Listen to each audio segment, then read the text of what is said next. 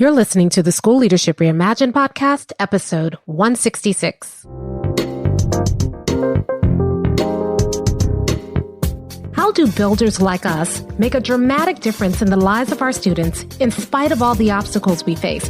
How do you keep your vision for your school from being held hostage by resistant teachers, uncooperative parents, ridiculous district policies, or a lack of time, money, or resources? If you're facing those challenges right now, here's where you'll find the answers, strategies, and actionable tips you need to overcome any obstacle you face. You don't have to wait to make a difference in the lives of the people you serve. You can turn your school into a success story right now with the people and resources you already have. Let's get started.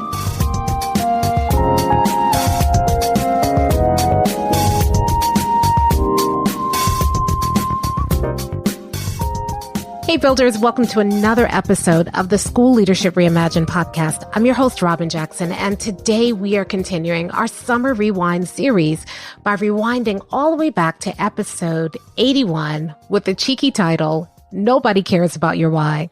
Now, when I originally recorded this episode, I was recording it in response to a lot of leaders who were telling me about their why for doing things, and they couldn't understand why nobody was getting excited about their why. And I had to put it to them bluntly. It's because nobody cares about your why. What they care about is their why.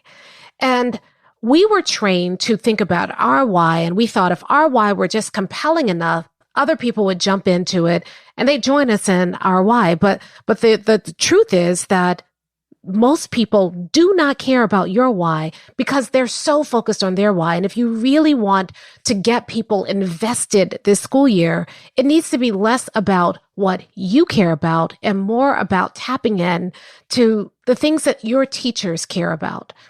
And unfortunately, most leaders don't think a lot about what their teachers really care about. They think about what they care about. They project what they care about onto their teachers, but they don't take time to really think about what teachers care about.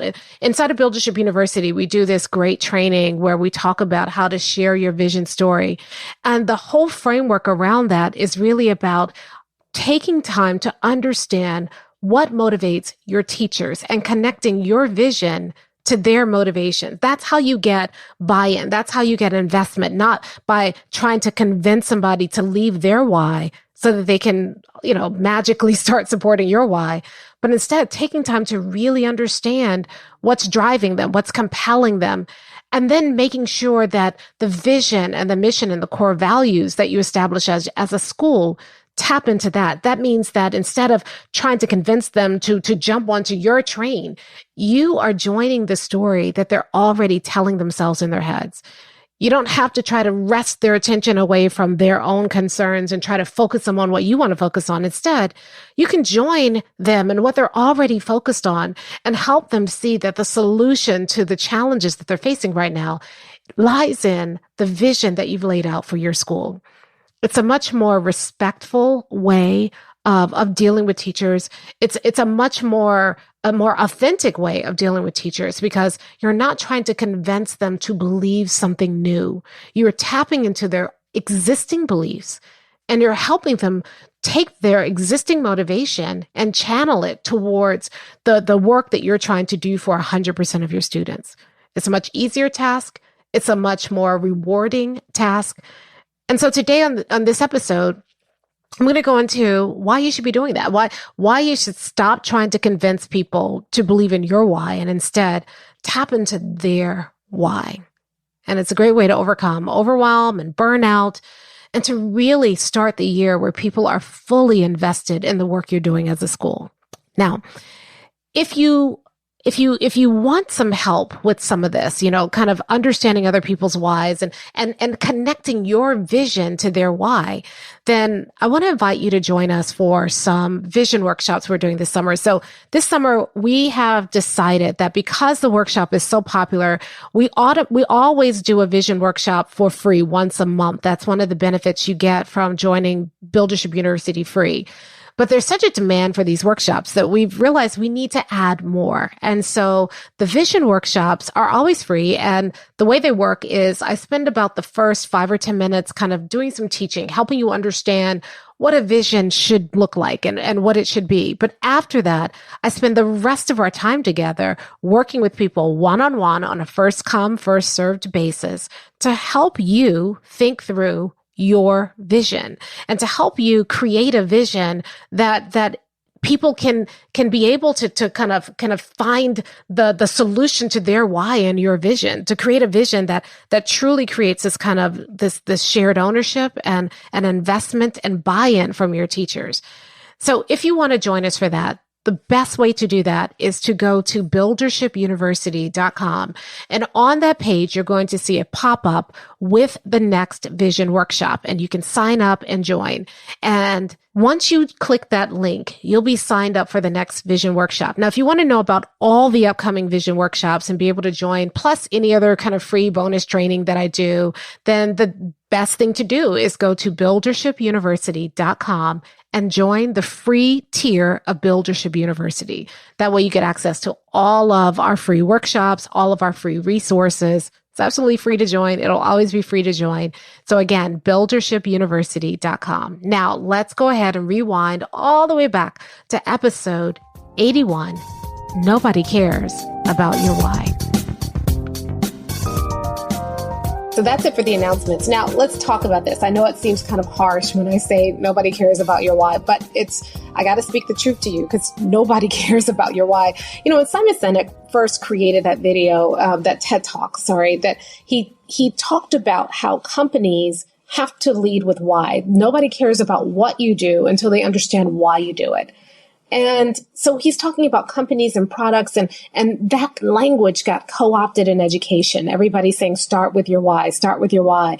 And it seems like it makes sense, right? Nobody wants to follow you as a leader until they understand your why, what's driving your work. And in a leadership paradigm, that logic makes sense.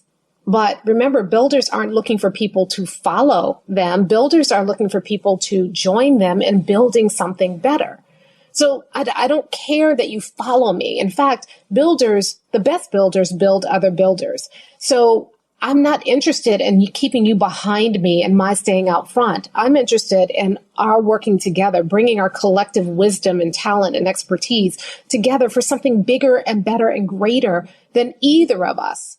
So it's not me in front of you. I'm not a boss. I'm not a leader. We are co-builders. And if you take that position, if you think about buildership as being something invitational rather than you're dragging people or coaxing people or pushing people towards your goal, instead you are inviting people to join you in this work. If you really think about buildership that way, then going around and telling people your why and assuming that's the end of the conversation is never going to work. So a lot of people took this idea of start with your why and they began to walk around and tell people about their why. And it feels good. It feels gratifying. You are getting in touch with your why. You're telling people why you do what you do. And as you're talking about it, it feels really good. It feels like you're being inspirational. You've tapped into your why. But if you just talk about your why, but you never take the time to understand everybody else's why, then you're having all the fun. It's just like watching a teacher in front of the classroom, performing math or performing science or performing English or performing social studies. They're having all the fun and the kids are sitting back and watching them and saying, well, that's great for you, but it has nothing to do with me. People don't care about your why. What they care about is their why. But how often do we take time to really understand what why is driving our teachers? How often do we take time to include their why in the narrative of our school? And the answer, unfortunately, is not much. A lot of people talk to me now about what do I do about my burned out teachers? And they assume they know why teachers are burned out. They make assumptions that their teachers are burned out for the obvious reasons, the movement back and forth between virtual learning and in-person learning, managing the technology. Those may be the things that people openly complain about, but ultimately, that's not really what's going on. Ultimately, their concerns are not just about those external factors. Their concerns are really about how those external factors impact the work that they are trying to do with students internally. You see, the technology bothers me, or my lack of facility with the technology bothers me, because that is a barrier that's getting in the way or getting in between me and being able to reach my students. I may have been a really good teacher in the classroom. May have been really good about establishing relationships with students in the classroom.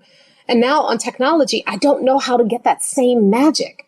But my why for teaching is about those relationships, and technology is standing in between my why. That's why I'm mad at technology, not because I can't figure out what button to push.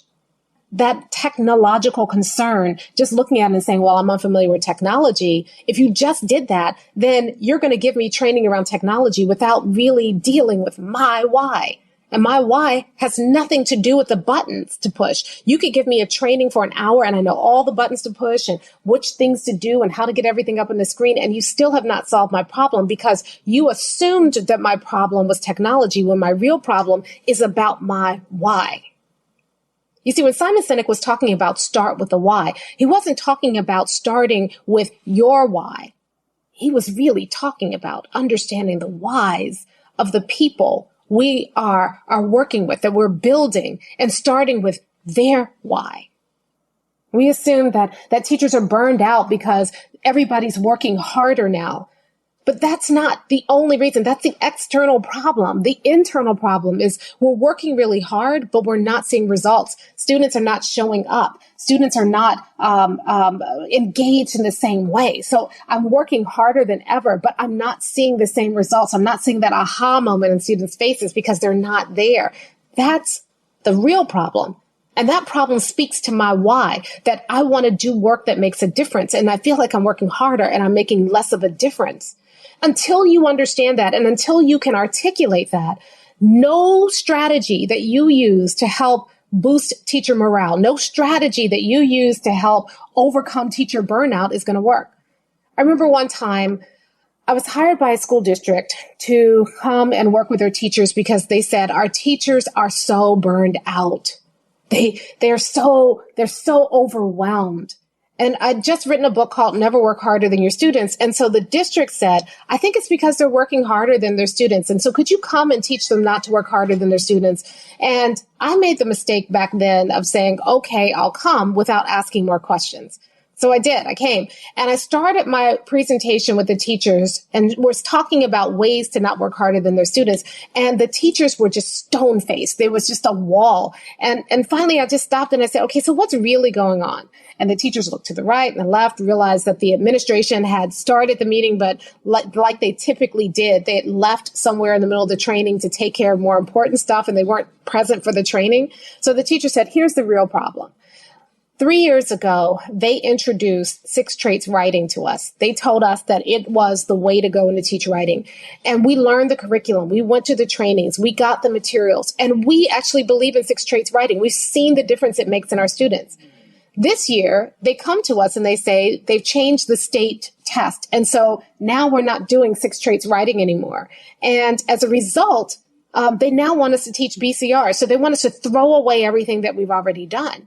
But we believe in that. That's important to us. We want our students not to be good test takers. We want them to be good writers. But they won't let us teach writing. That's why we're burned out.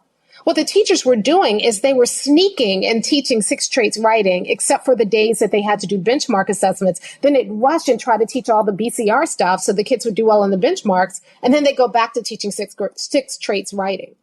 But unfortunately, the administration saw their overwhelm and they didn't listen to the why behind it. The administration saw their frustration, but they made assumptions about why the teachers were frustrated, and they dealt with the surface problem rather than digging beneath the real problem. So my presentation just went out the window. I'm talking about never work harder than your students, and they're sitting there talking about how they are being forced into a curriculum that doesn't jibe with their why. So I just turned off the PowerPoint. I sat down and started working with them to help them try to figure out how they could do both, how they could satisfy their why, but also satisfy this mandate that was happening with the district. I flew across the country to do that when if the administrative team had just taken 5 minutes to listen to the teachers' why, They could have saved their money and they could have solved that problem on their own. So nobody cares about your why. And maybe I should say it this way. Nobody cares about your why first. First, you have to deal with their why. There's a guy who, and his name escapes me right now, but he teaches advertising. And one of the things he said that a lot of marketers repeat as a mantra over and over again is that if you want to sell somebody something, you can't interrupt the conversation that they have going on in their head. You have to join the conversation they have going on in their heads. Well, the same thing is true if you're going to be a builder. You don't go interrupt people's conversation that they're having in their heads by touting your why. What you need to do is you need to understand their why. And then when you come in with your vision and you come in with your why, you connect that to their why. Or otherwise, they're going to say, well, that's real nice for you. I'm glad you have found your why, but you still haven't dealt with my why. You have to listen to people. You have to understand not just their external problem, but what's going on with them internally. And usually that internal problem comes down to there's an incongruency between their why and what they're being asked to do. You really want to solve teacher overwhelm. If you really want to help your teachers during these difficult times, you need to stop going around and touting your why and take some time to listen to their why first. That's what's most important, their why. And then once you understand their why, then they have already given you the answers. They've shown you how to help them solve their problem. And as a builder, you, equipped with that knowledge around their why, you can start helping build something that not only appeases their why, but also appeases yours. And I'd say appease, and it's probably not the right word because you're not appeasing anybody. You can build something that satisfies, that's the word I'm looking for, satisfies their why and satisfies your why. In fact, when you understand people's why, you can share your vision with them in a way that helps them see how your vision directly connects with their why. And then you don't have to worry about buy-in. You don't have to worry about convincing or cajoling or dragging or pushing people towards your goal, because the moment they see how your vision for the school connects with their why, they're on board because they're trying to solve their why anyway. So I think we need to reverse the order. First, you need to start with their why. Now, over time, you'll share your why. I think it's important for you to share your why. It helps people trust you. It helps people understand where you're coming from. But your why is not the most important why out there. Theirs is. So I'm not saying suppress your why. I'm not saying, make your why the victim of their why. I'm saying your why is not the only why out there. And until you understand what other people's whys are, until you are able to connect what you're building to their why, they will not join you. So I know a lot of you right now are dealing with teachers who are overwhelmed. You may be feeling overwhelmed yourself. I know a lot of you are anxious to get back to the most important work. And it seems like right now, because of all the logistical nightmares that are happening as we're trying to navigate this new learning environment, it's really hard to stay focused on the right work. And I know a lot of you now are really trying anxiously to get your teachers centered and focused and working on the right things. But I'm telling you, you're not going to get there by starting with your why. You're not going to get there by ignoring their fundamental real concerns and just trying to solve their superficial concerns. In fact, if you just focus on their superficial concerns, all you're doing is setting yourself up for failure. You're going to run around. You're going to give teachers exactly what you think they want, and they're not going to be satisfied. And then you're going to think it's because they're being ungrateful. They're not being ungrateful. You solved their external problem, but you didn't take the time to understand the internal problem, their why. You didn't solve anything. You've placated them. But if you approach this like a builder, then you're going to listen for their why. You're going to actively work to solicit their why. You're going to find the common ground between their why and your why and their why and the next person's why. And you're going to co-create a vision, mission, and core values, a sense of school purpose that accommodates everybody's why, that includes everybody's why. And when you do that, you don't have to worry about getting buy-in. People will automatically start to quote unquote buy in because it's theirs. They own it. They're not having to buy anything. It's already theirs because it's connected to their why. And then they will start building, not because you forced them or made them or tricked them or appeased them. They're going to start building because they are committed to it, because what you're building solves their fundamental problem. So here's your challenge. Stop touting your why for a little bit. Take some time. Don't just listen to people's external problems. Probe a little deeper. Try to find out what is the internal problem that's going on. What is the why behind that external problem before you start trying to solve problems. And as you listen, you're going to learn something. You're going to learn something really interesting. In most cases, our fundamental whys are the same. They're very similar. That's why we're attracted to this profession in the first place. There is common ground. There is a place to start where you can build on. And if you do that, then you can help teachers manage their overwhelm. You can figure out what the right direction for your school is right now. You can manage your overwhelm. You can get focused on the things that are important, and you will have your teachers with you. They will have bought in because it's not your why anymore. It's our why. And that's how you start with why, like a builder. That's it for this time. I will see you again next time.